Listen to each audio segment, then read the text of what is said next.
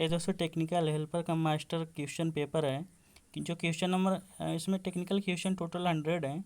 Question number first दिया है, एक डीसी मोटर की चाल नियमन के रूप में दिया जाता है या जाना जाता है तो NL minus NF upon NF यानी no load minus full load upon full load होता है।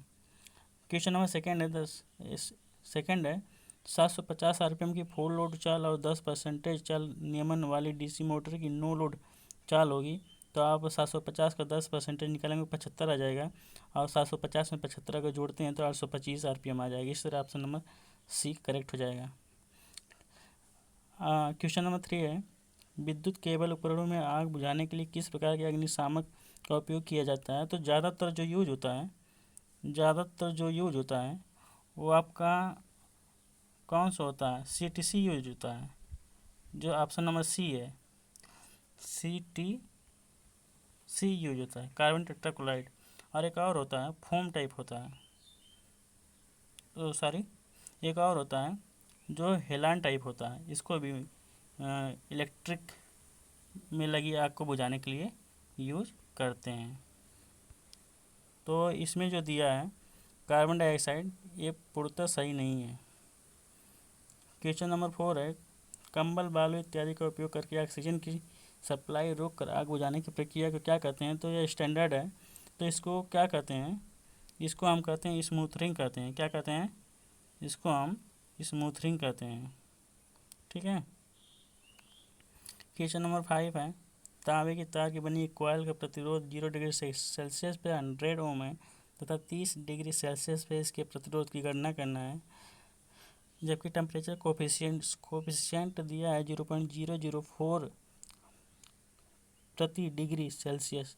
तो इसको RT बराबर R01 प्लस अल्फा टी से अगर निकालेंगे, RT बराबर R01 प्लस अल्फा टी, तो ये हमारा क्या हो जाएगा, सॉल्व हो जाएगा। तो इससे आप लोग करेंगे तो सॉल्व हो जाएगा। तो क्वेश्चन ये का जो आंसर आएगा वो आपका डी आएगा, मतलब 112 ओम आ जाएगा।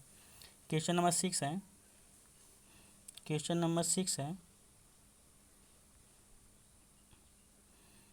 1.5 क्षमता के एक हीटर के विद्युत उपभोग की गणना करना है हमें, जिसे एक माह तक प्रतिदिन आधे घंटे का उपयोग किया जाता है। तो आप इसको सॉल्व करेंगे तो 22.5 आएगा। कैसे आएगा, तो P बराबर क्या होता है, W/T होता है। P बराबर W/T होता है। देखिए अभी हम सॉल्व कर रहे हैं, तो आपको क्या निकालना है, यूनिट निकालना है। तो 1.5 गुणे हाफ गुणे 30 गुणे, तो इसको आप काटेंगे जब तो 15 आ जाएगा। आप 15 का 15 में मल्टीप्लाई करेंगे तो 225 आ जाएगा। यहाँ पॉइंट लगाया तो यहाँ पॉइंट लगा देंगे तो 22.5 यूनिट आ जाएगी। इस तरह ऑप्शन नंबर सेकंड करेक्ट हो जाएगा। क्वेश्चन नंबर 7 है, एक 12 पोल 500 RPM अल्टरनेटर की फ्रीक्वेंसी क्या होगी। हमसे फ्रीक्वेंसी पूछ रहा है, तो आप इसको क्या करेंगे, फ्रीक्वेंसी के लिए फार्मूला लगाएंगे। क्या लगाएंगे, इसके लिए आप फार्मूला लगाएंगे NS बराबर 120 F/P। तो NS दिया है 500 RPM, 120 फ्रीक्वेंसी पूछ रखा है। अब पोल हमारा दिया है 12, कितना दिया है, 12 पोल दिया है, 120 F/12। तो 12 से 12 कटेगा, 0 से 0 कटेगा, तो फ्रीक्वेंसी कितना आ जाएगा आपका 50 हर्ट्ज। तो ऑप्शन कौन सा करेक्ट हो जाएगा, ए सही हो जाएगा आपका। तो इस तरह आपका क्वेश्चन सॉल्व हुआ। क्वेश्चन नंबर 8 है, चित्र में दर्शाए गए अनुसार संयोजित 3 प्रतिरोध R1 R2 और R3 का कुल प्रतिरोध कितना ओम होगा। तो आप देख रहे हैं तीनों जो है पैरेलल में जोड़ा गया है, तीनों जो है पैरेलल में जोड़ा गया है। तो टोटल 1/R इक्वल क्या होगा, 1/16 प्लस 1/16 प्लस 1/16। तो टोटल कितना हो जाएगा, टोटल कितना हो जाएगा 3/16। तो कितना कट के आएगा, 1/20 आ जाएगा। तो R इक्वल कितना हो जाएगा 20 किलो ओम हो जाएगा। ठीक, तो इस तरह 20 किलो ओम किस ऑप्शन में है, तो कौन सा ऑप्शन में दिया है ये, ऑप्शन नंबर किस में है, तो ये ऑप्शन नंबर सी में दिया है 20 किलो। क्वेश्चन नंबर 9 है, सेमीकंडक्टर एलिमेंट अपने विशुद्ध रूप में सेमीकंडक्टर कहलाता है और इसे बाधित रूप से एक्सट्रिंसिक सेमीकंडक्टर कहलाता है। तो जब शुद्ध होता है तो सेमीकंडक्टर कहलाता है, पर उसमें जो इम्प्योरिटी मिला दी जाती है तो उसको हम क्या कहते हैं, उसको हम क्या कहते हैं, उसको हम डोपिंग कहते हैं। क्या कहते हैं, उसको हम डोपिंग कहते हैं। जब इसमें अशुद्धि मिला दी जाती है एन टाइप और पी टाइप में, तो ये हमारा क्या बन जाता है, इम्प्योरिटी। तो इसमें इस क्वेश्चन का जो ऑप्शन है बी आपका करेक्ट हो जाएगा। क्वेश्चन नंबर 10 है, एक में धारा प्रवाहित नहीं हो सकती है। तो ऐसा कौन सा है, जो ऑप्शन दिया गया है 5, तो इसमें ऐसा कौन सा है जिसमें करंट फ्लो नहीं हो सकता। बंद परिपथ, शॉर्ट सर्किट, सीरीज परिपथ, ओपन सर्किट, समांतर परिपथ। तो आप जानते हैं कि जैसे कोई सर्किट है, यहाँ मान लीजिए बल्ब लगा हुआ है, यहाँ से बैटरी सोर्स दी गई है और यहाँ अगर फॉल्ट हो जाए, मतलब ये टूट जाए, तो यहाँ से करंट हमारा फ्लो होना, ये इसके आर पार फ्लो होना असंभव है, क्योंकि जब सर्किट ओपन हो गया तो इसकी रेजिस्टेंस वैल्यू क्या हो गई, इनफाइनाइट हो गई। तो इसलिए आपका ओपन सर्किट हो जाएगा। क्वेश्चन नंबर क्या है, क्वेश्चन नंबर 11 क्या है, तापीय विद्युत स्टेशन में ऊर्जा परिवर्तन के रूप में होता है।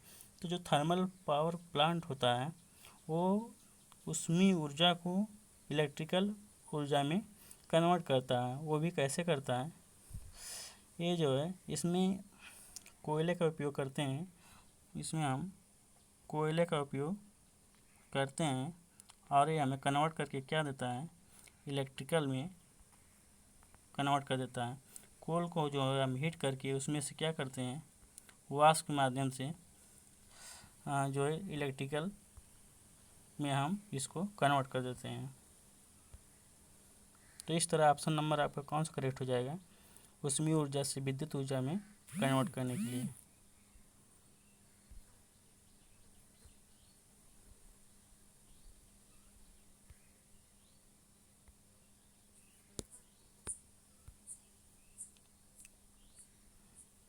क्वेश्चन नंबर 12 है, जब कोई परिपथ इस प्रकार सुरक्षित किया जाता है कि इस पर कार्य करने वाले किसी व्यक्ति को नुकसान पहुंचाने वाले कोई भी विभव ऊर्जा नहीं होती है, तो उसको हम क्या कहेंगे, उसको हम क्या कहेंगे, शून्य ऊर्जा अवस्था कहेंगे। ठीक है। क्वेश्चन नंबर 13 है, एक 5 किलोवाट 50 हर्ट्ज तथा 6 pole slip ring induction motor 960 RPM पे चल रही है। तो इसकी सिंक्रोनस चाल और परसेंटेज स्लिप की गणना करना है। तो आप सिंक्रोनस चाल अगर याद करते हैं तो आपको पोल दे रखा है, फ्रीक्वेंसी दे रखी है, तो आप सिंक्रोनस चाल आराम से निकाल सकते हैं। तो सिंक्रोनस चाल आप कैसे निकालेंगे, चलिए बताते हैं। ये आपका दिया है एन एस इक्वल 120 गुणे 50/64। तो आप इसको काटेंगे तो कितना होगा, 20 हो जाएगा। और यहाँ जो है आप 20 हो गया, और 20 को 50 मल्टीप्लाई करेंगे तो क्या होगा, तो कितना हो जाएगा, 1000 हो जाएगा। ठीक है, कितना होगा, 1000 हो जाएगा। और क्या पूछ रखा है, आपका स्लिप पूछ रखा है। तो स्लिप जो होता है एन एस, स्लिप जो होता है N S minus N R होता है। क्या होता है, N S minus N R होता है। तो एन एस जो है 1000 है, माइनस एन आर कितना दिया है, 960 दिया है। चलिए फिर से करते हैं। एन एस जो है 1000 दे रखा था। एन एस जो है 1000 है, और एन आर जो है 960 है। तो कितना आ गया आपका, कितना आ गया, इसको आप कैलकुलेशन करेंगे तो कितना आएगा, 40/40, इसको पहले आप करिए, यहाँ डबल जीरो से डबल जीरो काटिए, तो आप 40/10 करेंगे तो कितना हो जाएगा, 4% आपका स्लिप हो जाएगा। ठीक, तो इस तरह ऑप्शन आपका कौन सा सही हो जाएगा, तो आपका ऑप्शन जो है ई करेक्ट हो जाएगा। क्वेश्चन नंबर 14 है, निम्न में से किस सामग्री में निगेटिव टेम्परेचर कोफिशिएंट होता है। तो ये जो होता है निगेटिव टेम्परेचर कोफिशिएंट, ये आपका सेमीकंडक्टर एक तो हो गया, पहला जो है सेमीकंडक्टर हो जाएगा, और जो दूसरा होगा ये आपका इंसुलेटर वाला पार्ट भी जो होता है, जो इंसुलेटर वाला पार्ट भी होता है, इसमें भी जो है निगेटिव टेम्परेचर कोफिशिएंट होता है। ठीक है, तो इसमें चलो देख लेते हैं। तो इलेक्ट्रोलाइट जो है, तो इसमें निगेटिव टेम्परेचर कोफिशिएंट हो जाएगा। क्वेश्चन नंबर 15 है, एक फ्यूज तार का धारावाही क्षमता किस पे निर्भर करता है। तो देखिए फ्यूज तार की धारावाही क्षमता किस पे निर्भर करता है, तो अनुप्रस्थ काट का क्षेत्रफल, ये तो सीधे समानुपाती होता है। आयाम भी, सामग्री वह किसका बना हो, मतलब एल्युमिनियम का है कि कॉपर का है। टर्मिनल की आकृति भी डिपेंड करती है, मतलब कि ये कौन सा होगा इसमें ऑप्शन इसमें आपका सभी हो जाएगा। ठीक है, यानी I proportional to A. Question number 16 है, निम्न में से किस सामग्री की सबसे कम प्रतिरोधकता अपेक्षित होती है, यानी कि सबसे ज़्यादा कंडक्टिविटी किसकी होती है, इसका मतलब ये पूछ रहा है।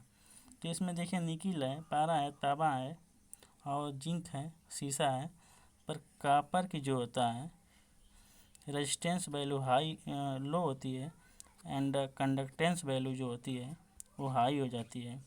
और कॉपर का जो है एटॉमिक नंबर क्या होता है, 29। एक बार PPCL में सीधे पूछ लिया था 2019 वाले में। तो इस तरह ऑप्शन नंबर ए करेक्ट हो जाएगा।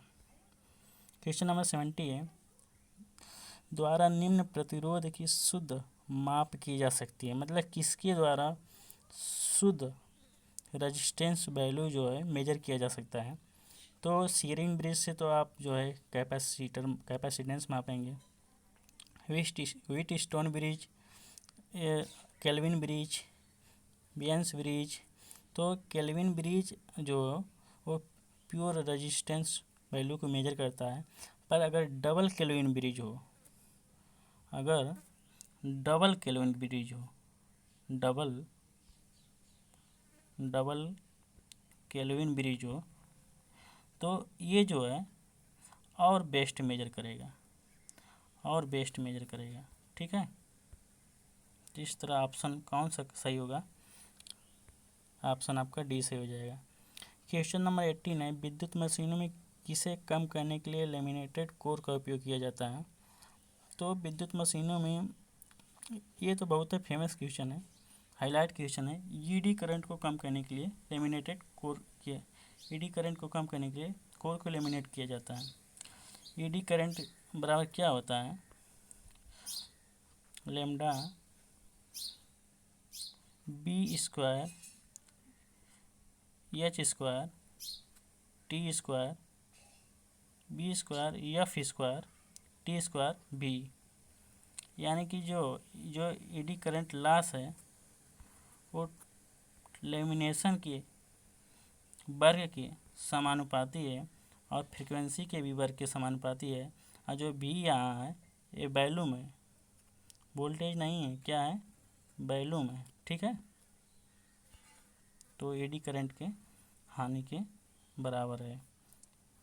क्वेश्चन नंबर 90 है, एम्पीयर टर्न की इकाई क्या होती है। तो